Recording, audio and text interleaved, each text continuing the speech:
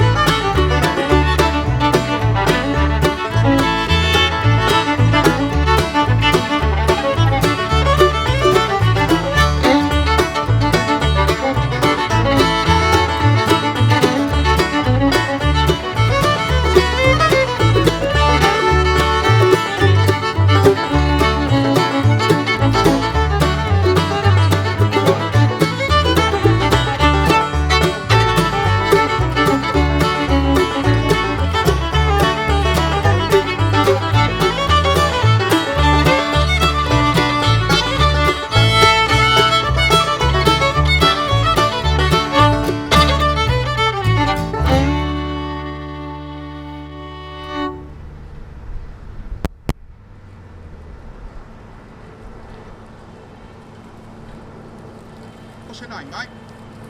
What's your name? Mark. Mark.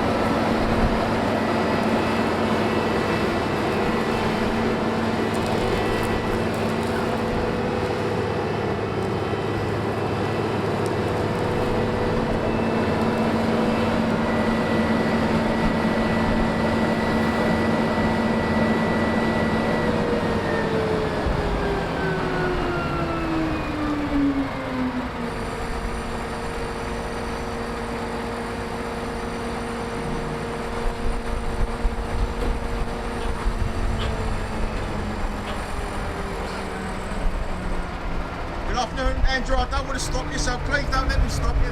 But you're obviously taking it off because you can't get through the next gate. Is that right? That's right, yeah. It's a pain in the rear, isn't it? Yeah, if the gates were at a slightly different angle, I think we'd probably get through there. But Yeah. So what sort of acreage is the next field, Andrew?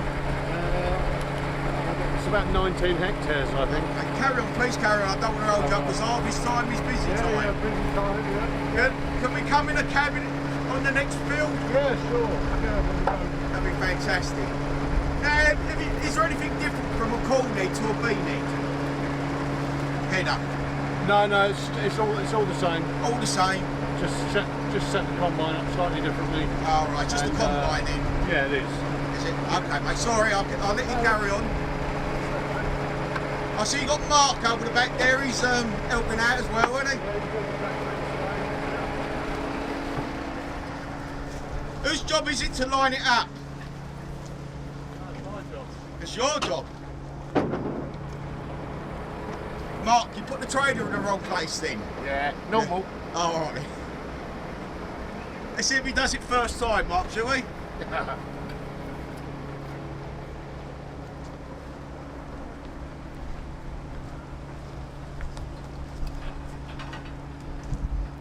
Now you're on film, Andrew. Let's do it first time, shall we?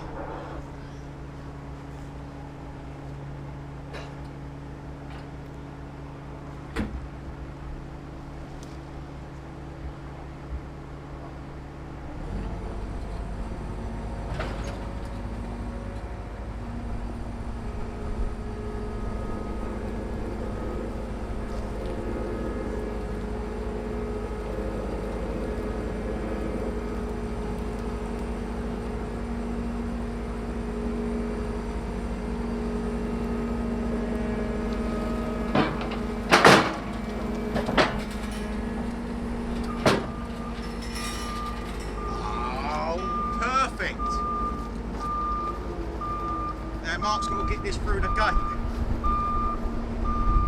You're not supposed to point about that on camera. What's that, locking it on the trailer, Mark? So don't slide off yet. All right.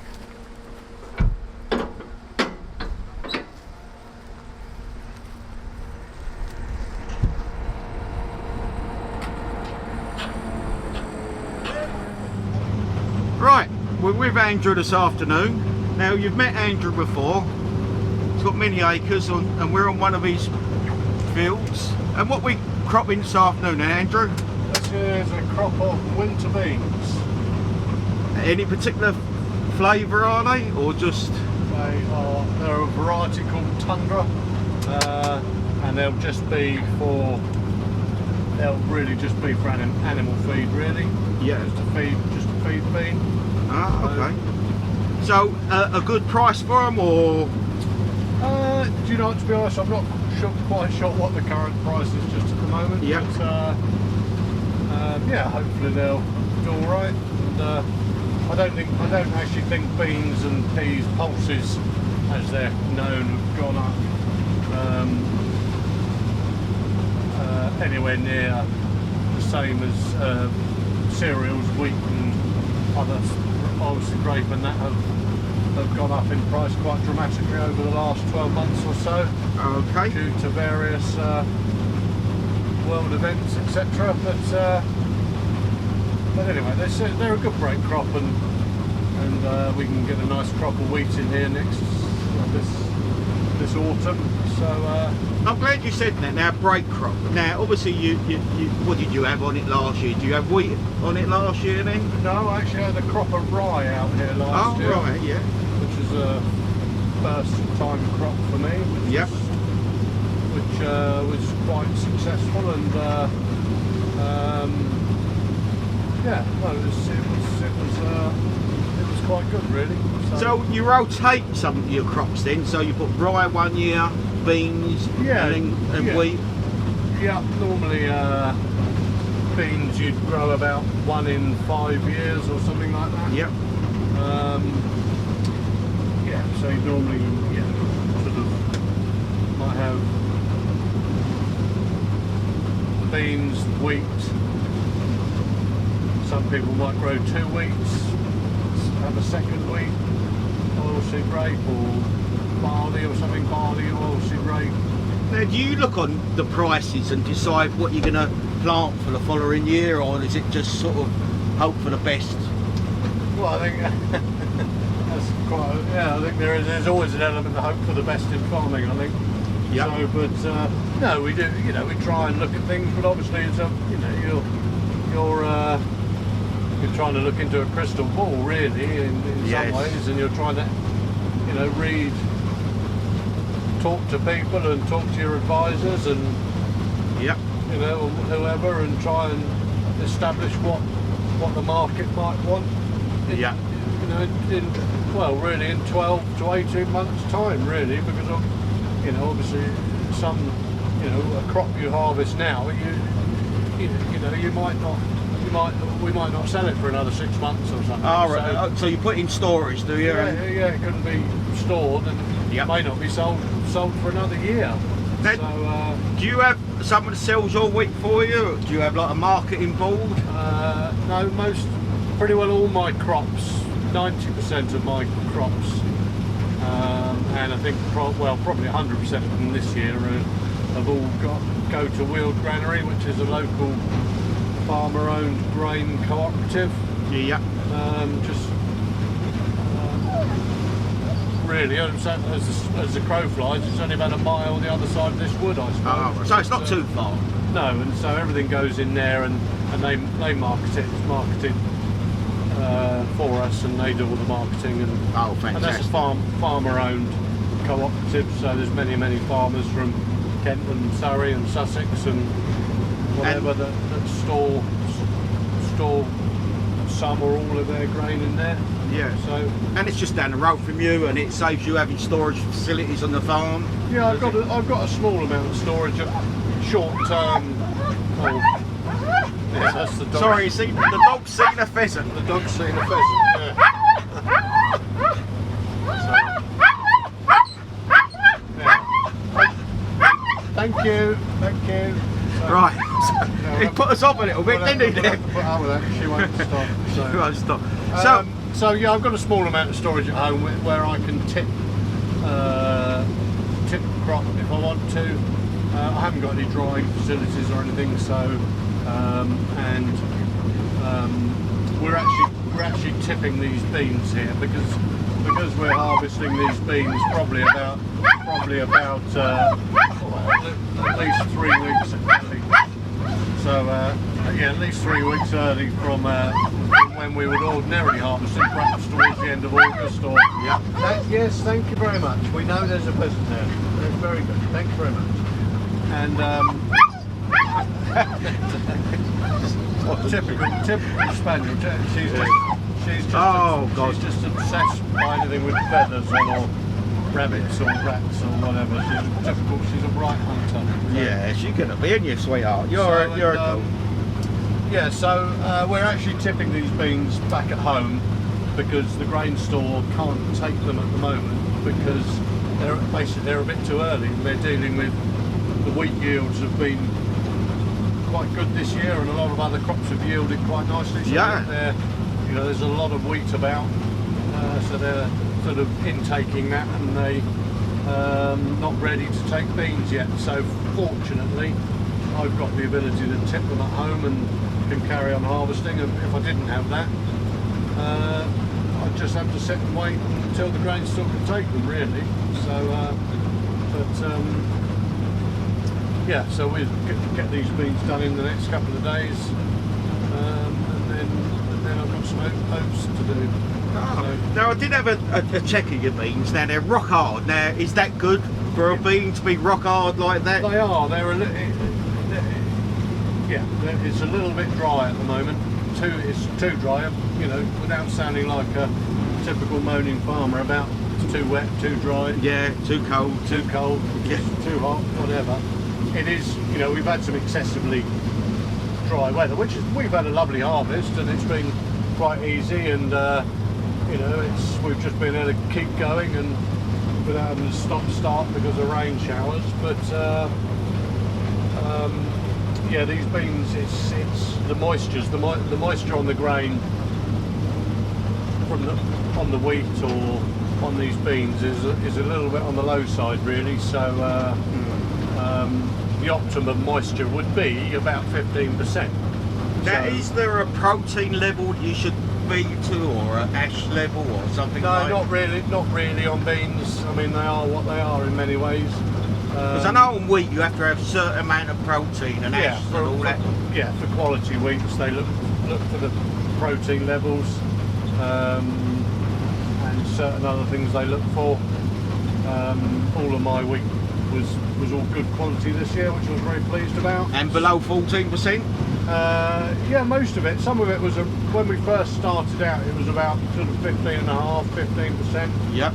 But steadily over the last week or 10 days, it's dropped down, and I think the last load we put into the grain store was about 11.8. So, so it's yeah. So that was a little bit too dry, really. But there we go. We can't.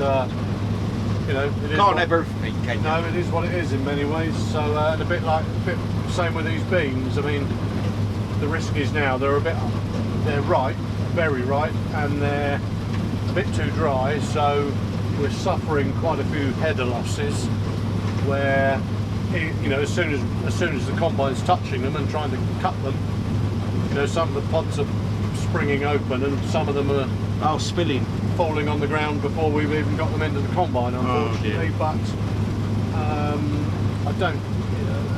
There's not a lot I can do about that, really. There's no. Perhaps if we were going to get a bit of rain in the next day or two, and you might say, well, we'll wait, and then we'll go again after the rain when the moisture's come up, and that'll make the plant a little more pliable and and it's less brittle. But there's no rain forecast, and it's set to get warmer this week, so I think my mind it's only going to get worse. So we might as well get on and get them in, and once they're in the shed, well, they're safe when they're in the shed. So Now I watch a lot of American combining on YouTube. Now on their monitors they have all sorts of different monitors in there, and they can see what they're cropping and how much they've got in the tank and ring little bells and all that sort of thing. Yeah, this will do the same. This will give us a certain amount of information. I mean, it's. Well, what we do, I'll tell you what we do. I'm going to rescue my GoPro because it's getting a bit. I'm getting a bit frightened of it now. And when I get back in the tractor, perhaps we'll have a talk about your machine, if that's all right with you. Sure. Yeah, let me just shut it. Just shut it. Yeah, off make it all safe for whatever, me. And before we go on, now I see you squared up on the field and you're starting cutting. Now, what is the machine? It's a New Holland. it's a New Holland. I forget the number of it. 7080 or something, I think. Now you're a John Deere man. Now what's that all about? You've got John Deere tractors. I've John Deere tractors. But you've gone to a New Holland. Is that because they're local to you?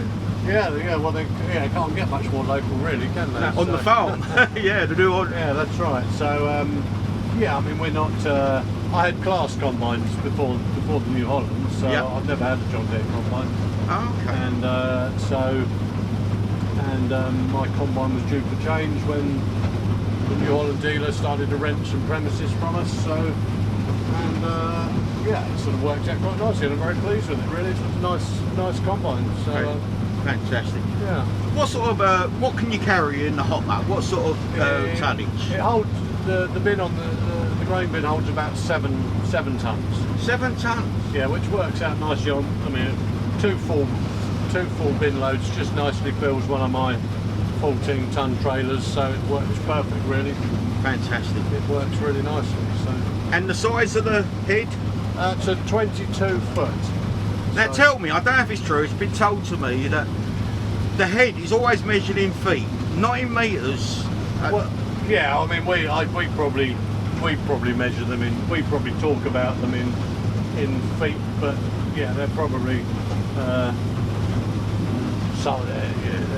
sold in meters, I suppose. But I can never remember what's it about 6.5 meters or 6.7 meters or something like that. I think. But yeah, most of us farmers probably talk in feet when we talk about the size of the header. So this is probably, this isn't a big combine by any means. This is, a fairly medium-sized combine today. I mean, it's perfect for your farm, isn't it, really? Yeah, it's not too bad. Most gates you can get through, apart from the one we just went through. Yeah. Now, what was to say, the head. Now, it's got spring tines on it. I'm going to try and view down and let's have a look at it. There, so you can see the head now. Now, it's got them spring tines. Now, what are these, for the novice, what do these tines do? So the reel with the black reel, as we call it. Yeah. That's just trying to gather the crop and just helps pull the crop Into the sickle mower? onto the knife. Yeah. The knife, it's called a knife. Yeah, is the it right? Sorry. reciprocating knife down at the front, which is doing the cutting. So, as I was just saying earlier, my reel's going a little bit on the slow side, really. Yeah. But it is what it is. So, and it just helps guide the crop onto the knife, and just helps pull it in, really.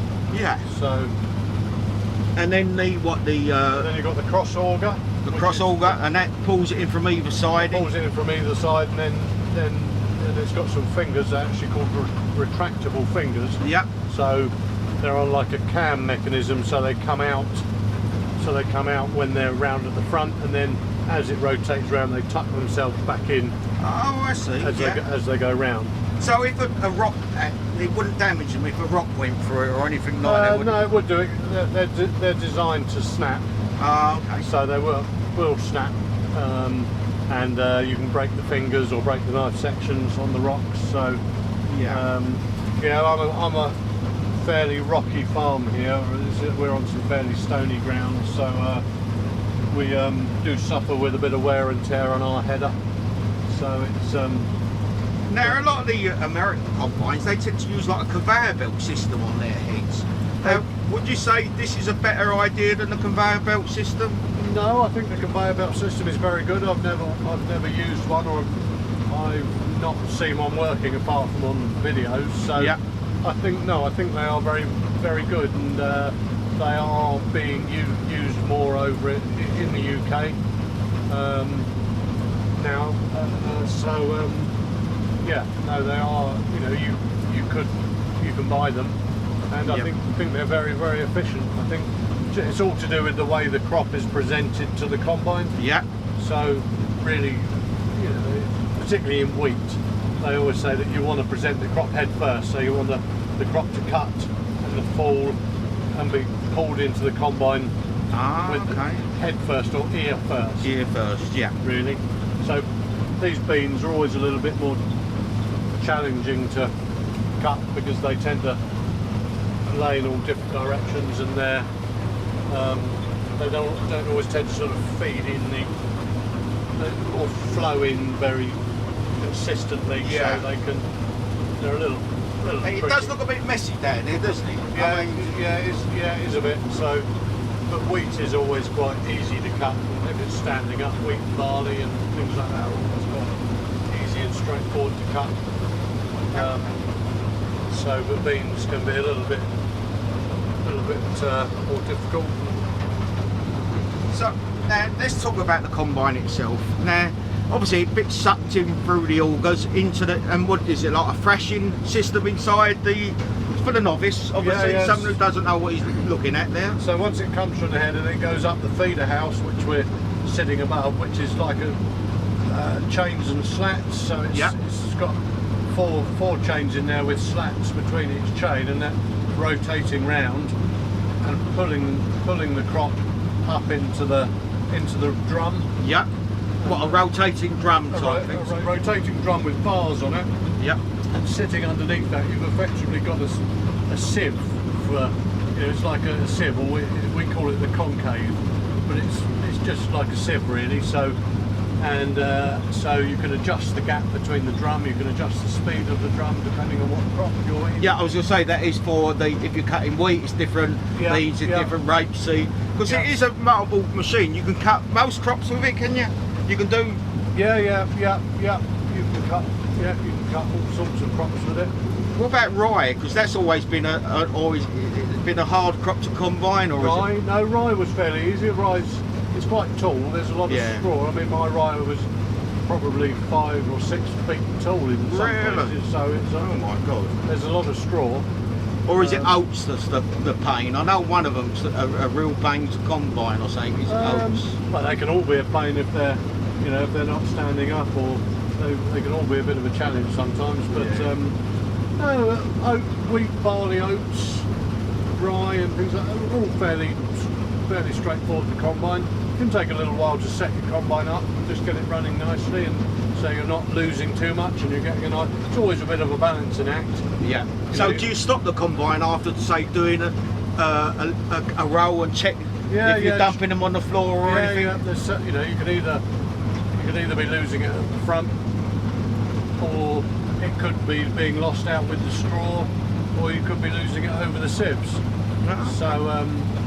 Can you make adjustments to stop that happening? You can, yes, yeah, and it can take a little while to. All these modern combines have all got sort of preset settings that are loaded by the manufacturer, basically, and they would be their sort of average settings, but Their go-to settings, sort of thing, yeah. But often you need to deviate from those settings, or I do anyway, to try and get the best from the combine, because this year some of the crops have been very, very ripe or very ready, so you haven't needed to have the combine set up as hard, or you've been able to open the combine up a little bit, because they're thrashing out quite easily, or it's not been, the conditions have been nice and dry, so the grain has been separating nicely from the straw, so you haven't got to work your combine as hard, so you can and you can be a little bit gentler on the crop.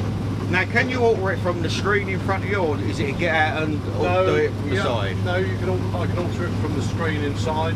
Oh, okay, so you can watch it as it goes along, and you think it might need something else, and does that. Yeah, so, but basically you always need to get out and do some good old-fashioned checks. Yeah.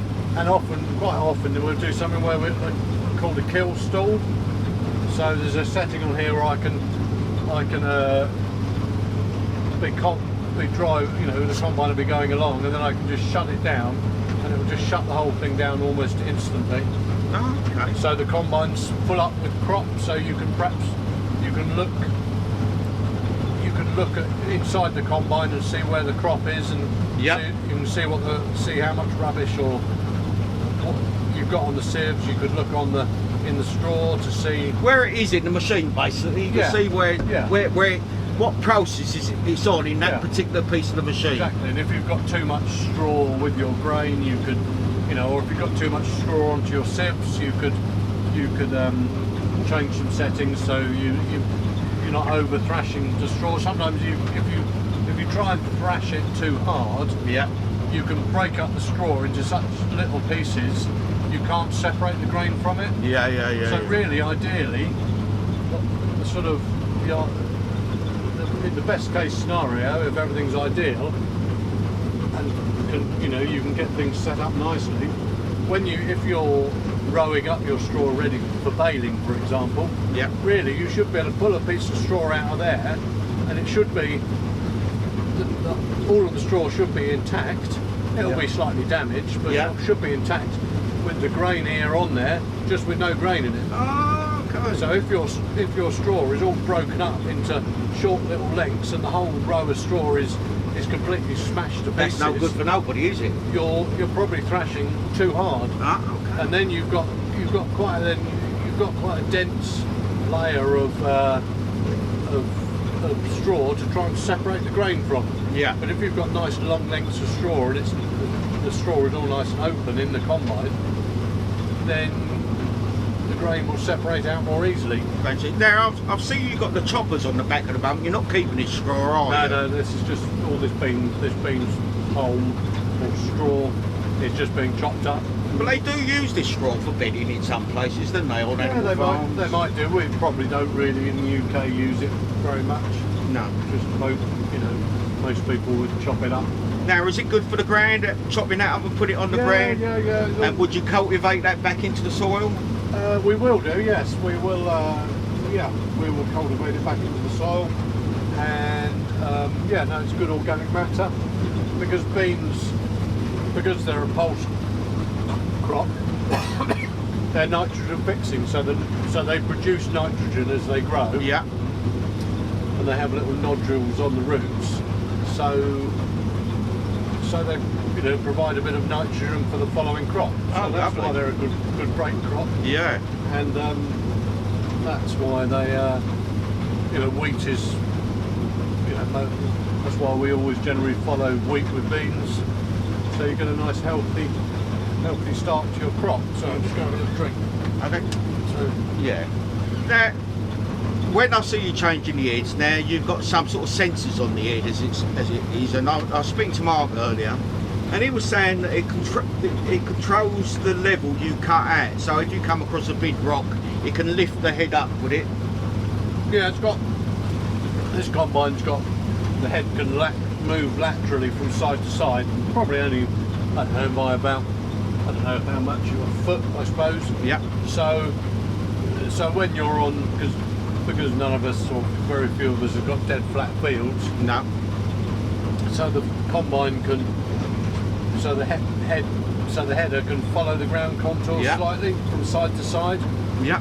and as your header gets wider, once you get up to sort of 25 foot or 30 foot or even bigger, it becomes more of a problem if you've got undulating ground, and the wider the header is, the more it wants to follow the ground. Yeah. So- I mean, you don't want it damaging the combine by whacking something No. where it's on the slope, do you?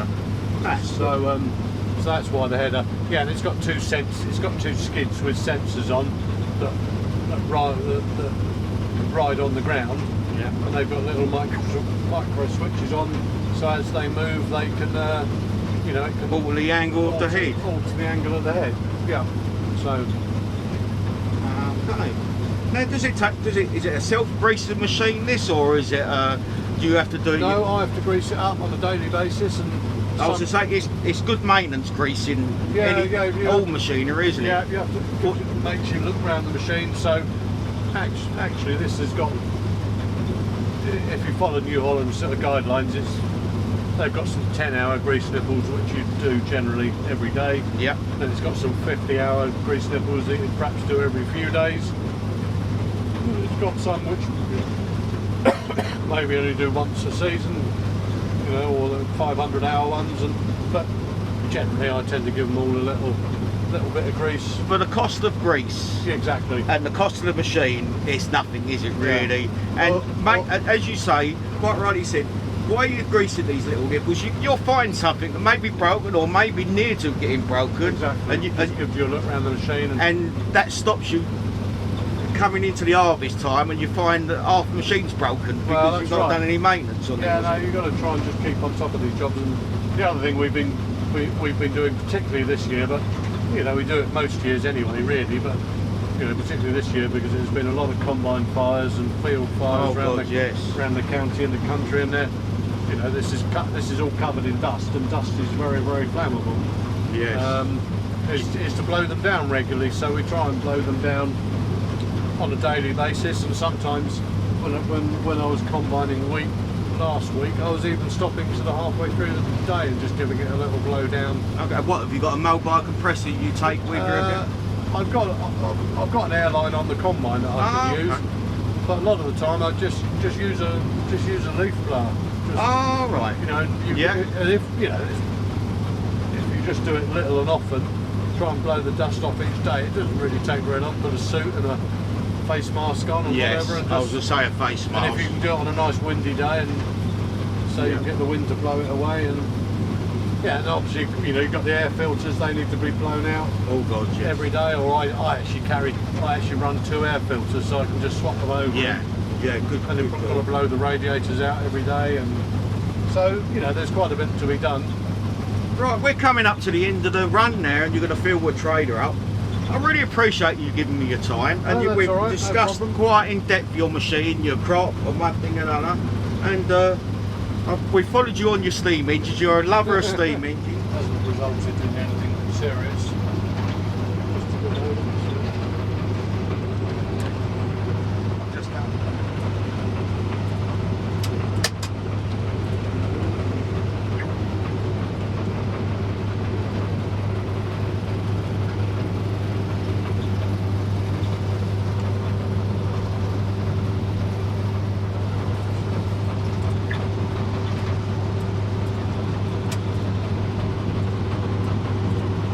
Jump there while you're unloading.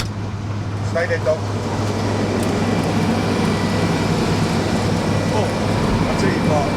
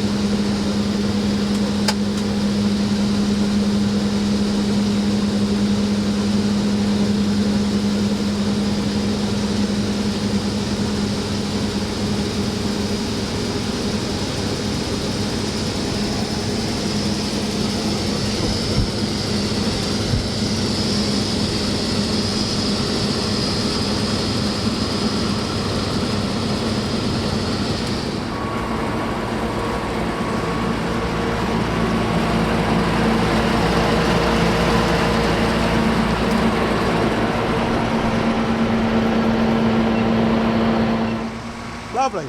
Yeah, good. So it's a Combine CX7080. Yes.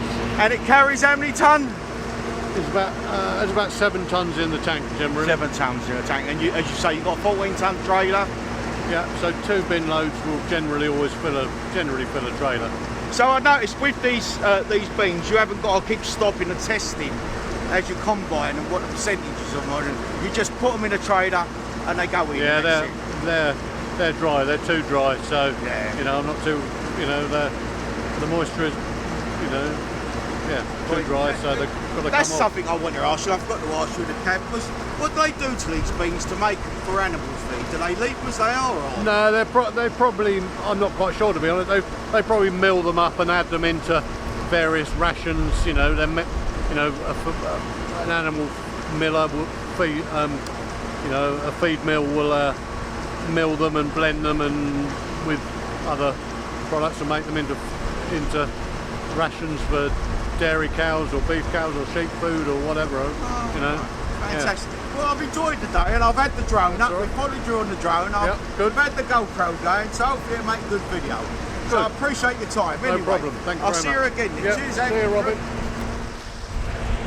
Well, there you go. It's a nice video. Andrew, as always, is a great friend and farmer, and he's trying to make a living out of his crop, and it's been a good video. I really appreciate you guys coming along, and hope to see you in the future. Thanks for coming on my journeys, and as I said before, if you like the video, do us a favour, hit that like button for us, would you please, and think about subscribing. Well, we're going to say goodbye now, and we're going to say goodbye to the dog first. Hello, dog. Dog, here. She's off and running. See you later.